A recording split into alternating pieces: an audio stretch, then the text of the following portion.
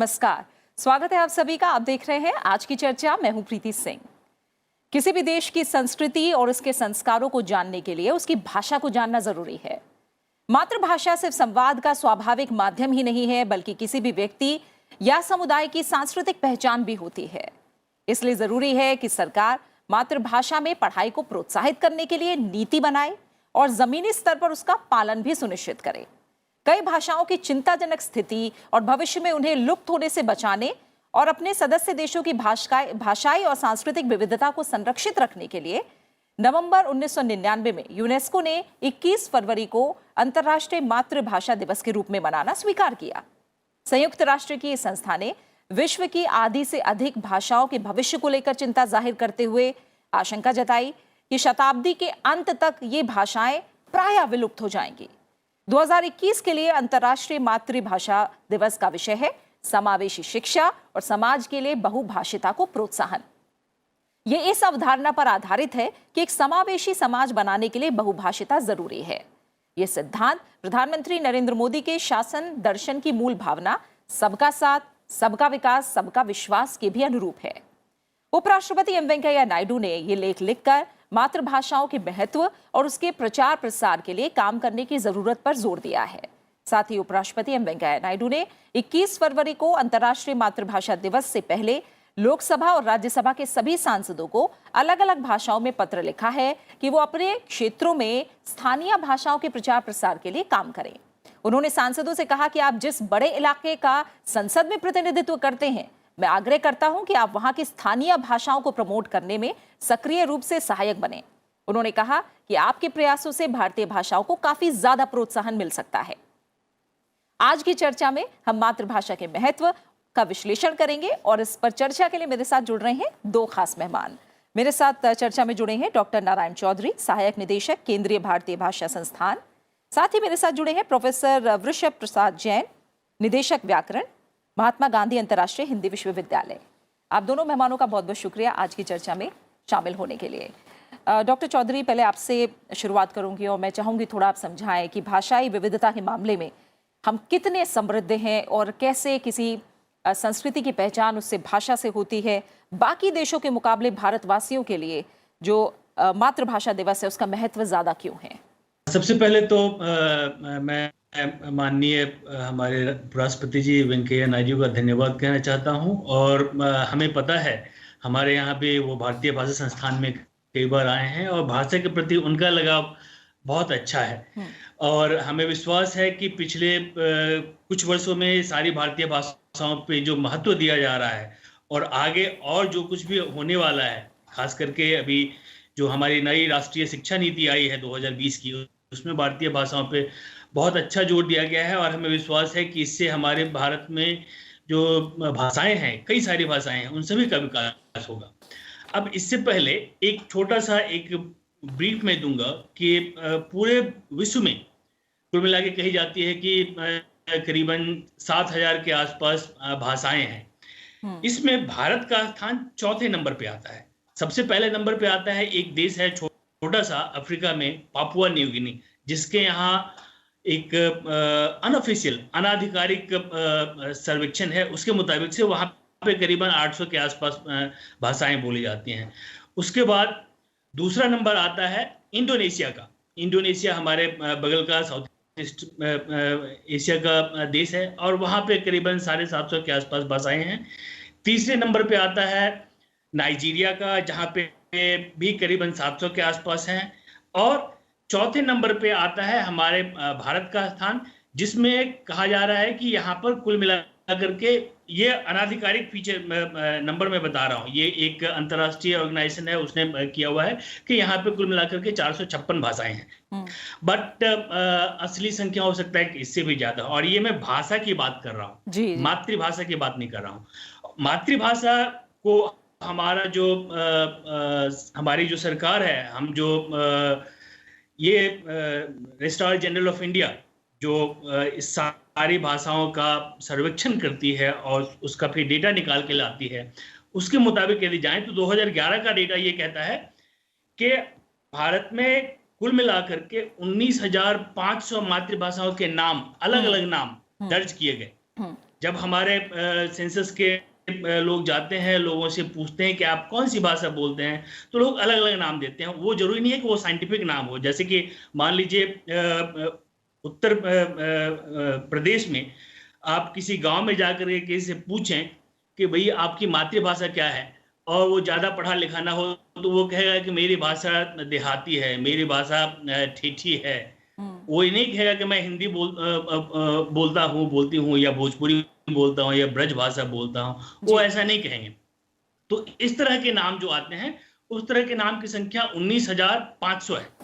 अब इसको रैशनलाइज करने की जरूरत पड़ती है, और जो काम आरजीआई करती है विभिन्न संस्थानों की मदद से, और उसके मुताबिक भारत में अभी हम कहें तो कुल मिलाकर के 121 ऐसी भाषाएं हैं, भारतीय भाषाएं हैं, जिनको बोलने वाले 10,000 से ज्यादा लोग हैं। और इसके अलावा अनाधिकारिक फीचर में नंबर में बता रहा हूं, जो कि 1964 के आसपास का है, उस समय के हिसाब से करीबन 1300 के आसपास हमारे पास रैशनलाइज, हम कह सकते हैं कि ये सब अपने आप में अलग अलग मातृभाषाएं हैं। 1300 के आसपास मातृभाषाएं हैं, जिसमें सारी भाषा को आप जोड़ दीजिए। इसमें आप मेवाड़ी ले लीजिए, ढूंढानी ले लीजिए, कुमाऊनी ले लीजिए, किसी भी मातृभाषा को लिए, सारी की सारी हमारी मातृभाषाएं हैं, और सबके सब उतने ही महत्वपूर्ण है। और ये जो एनईपी है, एनईपी में इन सब के ऊपर जोर दिया गया है कि सभी का विकास होते होते हमारी बाकी सारी भाषाओं का विकास होगा। और हायर लेवल पे जब हम जाते हैं तो कहते हैं कि हाँ भाई 22 शेड्यूल लैंग्वेजेस है, जिसको कि हमने एक संवैधानिक नामकरण दे रखा है, और उसमें ज्यादातर काम होता है। और उसके ऊपर आती है हमारी राजभाषाएं, और राजभाषाओं में हमारे पास हिंदी है और ऑफ कोर्स अंग्रेजी है। ठीक है प्रोफेसर जैन, अब भाषाओं को लेकर हम कितने समृद्ध हैं इसके बारे में हमें डॉक्टर चौधरी ने बताया। और भाषा के मामले में या बोलियों के मामले में कहा जाए तो भारत के लिए कहा जाता है कि कोस कोस पर बदले पानी, 4 कोस पर बानी। यानी इस तरह से हमारी इतनी समृद्ध संस्कृति है भाषाओं को लेकर कि हमारी बोली हर 4 कोस पे बदलती है, ऐसा कहा जाता है। लेकिन अब जो चिंता का विषय है वो ये है, जैसा उपराष्ट्रपति ने भी लिखा है, कि भारत में 19,500 भाषाएं बोलियां हैं, जिनमें से 200 भाषाएं और बोलियां विलुप्त होने के कगार पर हैं। साथ ही संयुक्त राष्ट्र की चिंता है कि दुनिया में हर 2 हफ्ते में एक भाषा लुप्त होती जा रही है या विलुप्त होने के कगार पर है। अगर इस पर हम बात करें तो आपको क्या लग रहा है, खासकर भारत में भाषाओं और बोलियों के विलुप्त होने का खतरा कितना बड़ा है? प्रीति जी, एक तरफ कुछ आंकड़ों की बात हमारे नारायण जी ने की जी। आपका जो सवाल है, और जिधर आदरणीय वेंकैया जी ने चिंता जाहिर की कि 200 भाषाएं मरने के कगार पर हैं, यूनेस्को की चिंता भी। भाषाओं का मरना पहचान का मरना होता है, और संस्कृति का मरना होता है, परंपरा का मरना होता है। तो ये जो परंपरा का मरना, संस्कृति का मरना, व्यक्ति की पहचान का मरना, आप घर पर जब पहुंचते हैं, आवाज देते हैं, तो आपकी माँ पहचान लेती है कि मेरा बेटा और मेरी बेटी दरवाजे पर आई है। अब वो जो आवाज है, वो आवाज की जगह कोई दूसरा आवाज देता है तो उसकी पहचान हो जाती है कि नहीं, हमारा बेटा नहीं आया है, हमारी बेटी नहीं आई है, कोई और आया है। तो आवाज पहचान है व्यक्ति की। चिंता यूनेस्को की जायज है, बल्कि मुझे तो और जो आंकड़े हमारे सर्वेक्षणों ने दिए हैं, वो आंकड़े भी लगभग झूठे हैं। जो भिन्न भिन्न झूठे इसलिए कि एक बार 10 साल पर कुछ आंकड़े देता है वही सर्वेक्षण विभाग, और उसके 10 साल के बाद कुछ भिन्न प्रकार के आंकड़े देता है, और फिर 10 साल बाद फिर भिन्न प्रकार के आंकड़े देता है। ये आजादी के बाद भी और आजादी से पहले भी। तो कुल मिलाकर सर्वेक्षणों के आंकड़े बहुत प्रामाणिक नहीं है। मुझे तो बार बार लगता है ये जो चिंता वेंकैया जी ने की है, और हमारे प्रधानमंत्री जी ने भी सबका साथ सबका विकास, अर्थात सबकी भाषाओं के बचने से ही, भारत की सभी भाषाओं की समृद्धि से ही, और वो बिना शिक्षा व्यवस्था के, बिना प्रशासन में आए, और बिना, हमने तो एक नारा दिया, जनता को न्याय जनता की भाषा में। जिसको मृत्युदंड होता है उसका बयान अंग्रेजी में लिखा होता है और मृत्युदंड तक हो जाता है, वो उसे अंग्रेजी समझता भी नहीं। तो ऐसी स्थिति में हमारे देश में जो न्याय की व्यवस्था है वो भी, उस न्याय की व्यवस्था को लेकर के भी, उस पर भी तमाम सारे सवाल लगातार उठते रहे हैं। तो न्याय अपनी भाषा में, संवाद अपनी भाषा में, सम्मान अपनी भाषा से, संस्कृति अपनी भाषा से, पहचान अपनी भाषा से, इसलिए अपनी भाषाएं बचाना। और इसके साथ एक और बड़ी बात, वो बड़ी बात ये कि भाषाओं का बचना केवल भाषाओं का बचना नहीं है, भाषाओं का बचना आर्थिक समृद्धि का परिचायक भी है। 1910 में हमारे 9 पैसे के बराबर $1 था, 1925 में हमारे 10 पैसे के बराबर $1 था, अर्थात $1 में $10 आते थे। और 1947 में $4.17 का $1 था, और जब 1984 में मैं पहली बार अमेरिका गया तो $8 के आसपास डॉलर था, और अभी 2020 में $77 के बराबर डॉलर आ गया, और अब $73 के आसपास। तो जब हमारी भाषाओं की समृद्धि की बात, भारतीय ज्ञान परंपरा की बात करते थे और भारतीय भाषाओं की को हम एक आदर के साथ देखते थे, तो हम आर्थिक रूप से भी समृद्ध थे। तो भारत को अगर आर्थिक साम्राज्य बनना है, और जो भारत विविध सांस्कृतिक समूह जो है, विविधताओं का जो समूह है सांस्कृतिक विविधताओं का, वो सांस्कृतिक उसके लिए काफी जरूरी है। भारत की संरक्षा है, और भारत की संप्रभुता की संरक्षा है, और भारत की स्वतंत्रता वस्तुतः भाषाओं की स्वतंत्रता है, यानी भाषाएं चाहिए। बिल्कुल, जैसा आप कह रहे हैं कि भारत संस्कृति की लिए भी ज़रूरी है, संस्कृति की पहचान के लिए ज़रूरी है, सम्मान के लिए ज़रूरी है।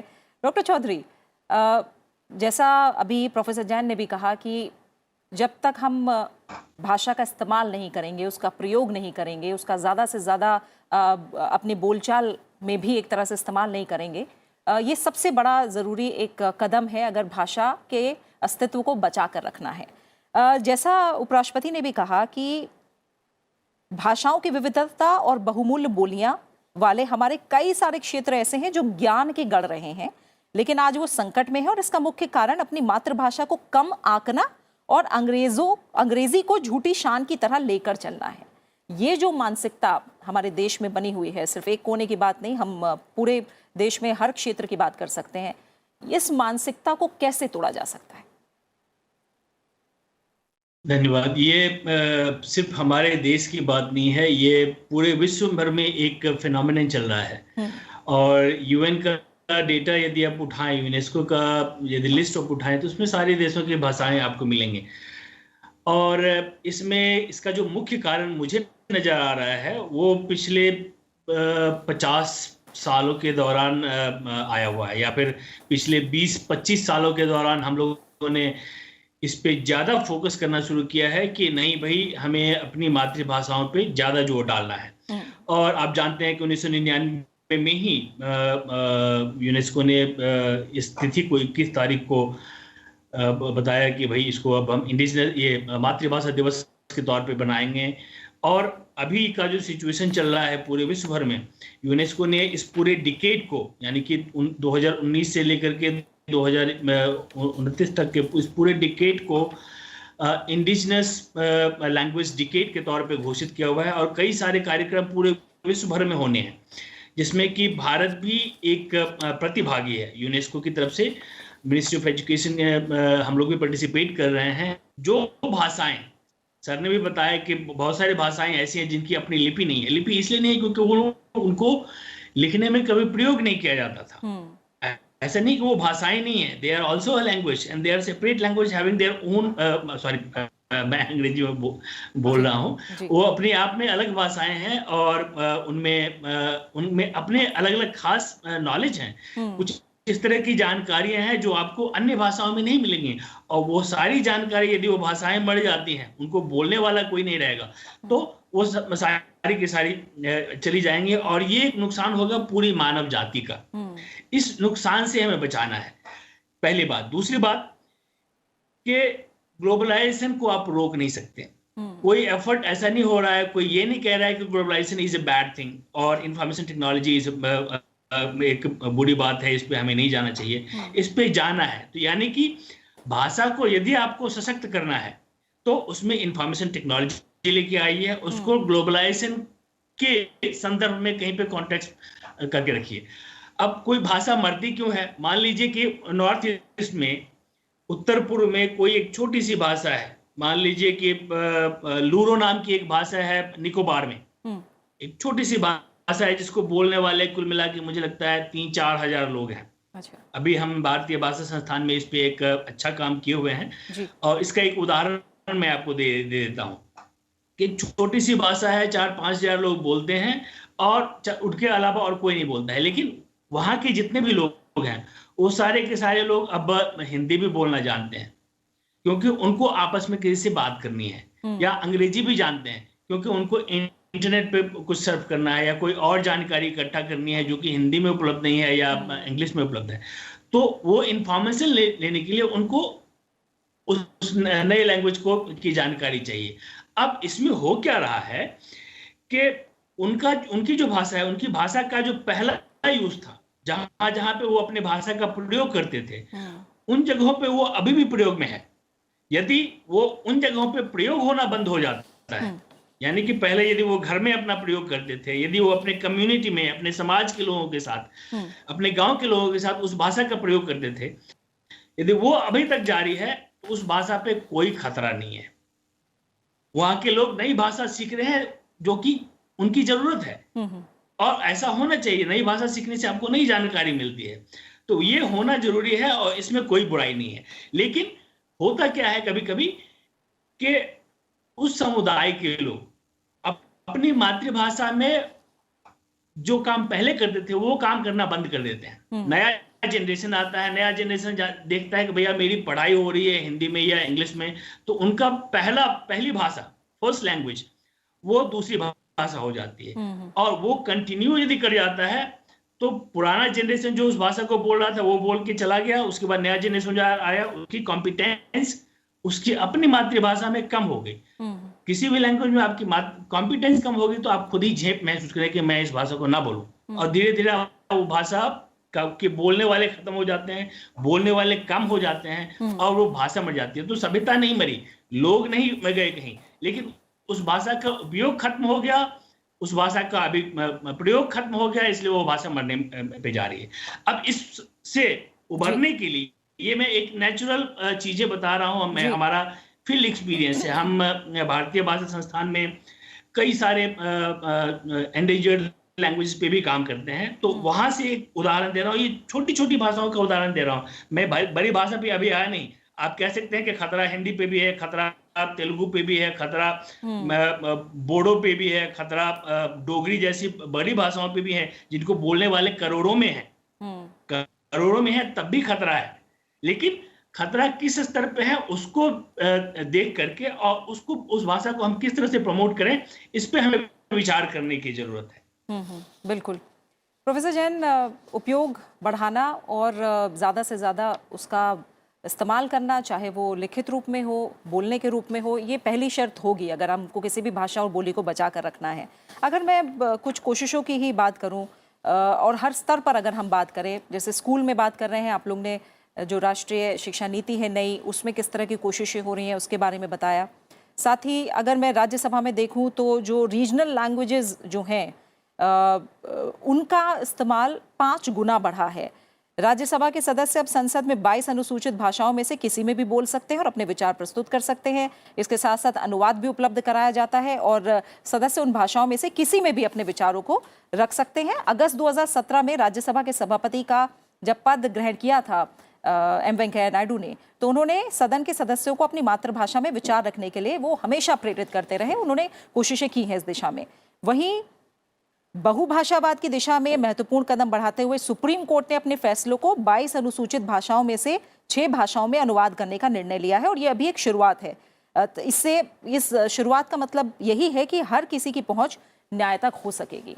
तो शिक्षा के स्तर पर, प्रशासन के स्तर पर और इसके आगे जाकर जहां टेक्नोलॉजी की बात और ग्लोबलाइजेशन की बात की है अभी डॉक्टर साहब ने, अभी कैसे और इसमें कोशिशें होनी चाहिए, क्या और चुनौतियां हैं? क्योंकि हम जानते हैं अब गूगल का पेज आप खोलिए तो उसमें अलग अलग भाषाओं में भी आप सर्च कर सकते हैं।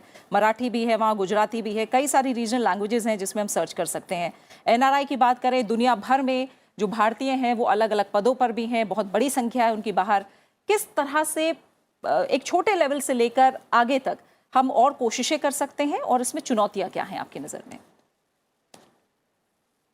मैं एक संदर्भ से आपसे बात करता हूं। भारतीय मूल के लोग जो अमेरिका में या बाहर जाकर के बसे, उनकी हिंदी उस पीढ़ी में तो नहीं, अगली से अगली पीढ़ी तक अवश्य चली जाती है। गुजराती, मराठी, उड़िया और बांग्ला तीसरी से चौथी पीढ़ी में जाती है। तमिल, तेलुगु, कन्नड़, मलयालम चौथी से पांचवी पीढ़ी में चली जा रही। अब भाषा पर जो आक्रमण है वो भारतीय भाषाओं पर आक्रमण भारत के बाहर भी हो रहा है और भारत के भीतर भी हो रहा है। जो हमारी बड़ी भाषाएं हैं, जैसे हिंदी है, जैसे गुजराती है, या जो मराठी है, इसमें हम शब्द के स्तर पर हम देखें तो हम आज स्थिति ये हो गई है कि लगभग 50 से 60% शब्द हम अंग्रेजी के प्रयोग करने लग गए हैं। तो हमारी शब्दावली दिनों दिन कम होती जा रही है और यहां तक कि हम उन शब्दों के लिए अंग्रेजी के शब्द प्रयोग करने लग गए हैं जिनके कि हमारी भाषाओं में शब्द हैं। तो हम अपनी भाषाओं के शब्दों को ही प्रयोग से बाहर करते जा रहे हैं। हम गिनतियां भूल गए हैं, हम पहाड़े भूल गए हैं, हम वर्णमाला भूल गए हैं, हम नाते रिश्ते की शब्दावली भूलते जा रहे हैं। नाते रिश्तों की शब्दावली हमारे भारत की जिस तरह की समृद्ध है, विश्व में कहीं उस तरह की नाते रिश्तों की शब्दावली नहीं है। जैसे उदाहरण के लिए हमारी मौसी है, हमारी बुआ है, हमारी मामी है, अब हमारी चाची है, हमारी ताई है। अब ये जो सारे रिश्ते हैं वो केवल आंटी में बदल गए, है ना। तो हमारी पहचाने, रिश्तों की पहचानें हमारी गायब हो रही हैं। हमारे भोजन के आभूषण, हमारी महिलाओं के जो आभूषण के जितने प्रकार हैं भारत में, जितनी विविधताएं हैं भारत में, आप नॉर्थ ईस्ट में देखिए कितनी विविधताओं की हमारे आभूषण हैं, कितनी विविधताओं के हमारे परिधान हैं, उन परिधानों के नाम हैं। ये सब धीरे धीरे गायब हो रहे हैं। अभी परिधानों को तो थोड़े बचाने की बात हो रही है, पर भोजन के व्यंजन गायब हो रहे हैं, है ना। सब नूडल्स खाना चाह रहे हैं, सब ब्रेड खाना चाह रहे हैं, उससे तमाम सारी बीमारियां भी हो रही हैं। तो जो रोगों का आक्रमण हो रहा है भारतीय जनता पर, वो केवल इस कारण हो रहा है कि हम अपनी पारंपरिक भोजन से हम दूर जा रहे हैं।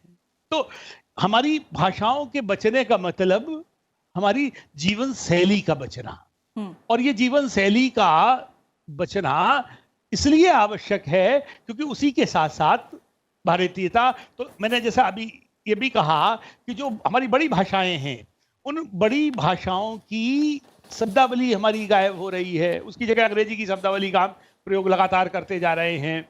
उधर जो उत्तर पूर्व है उसमें और हमारे क्षेत्र में भी जो हमारी बोलियां हैं, उन बोलियों के प्रयोग गायब हो रहे हैं।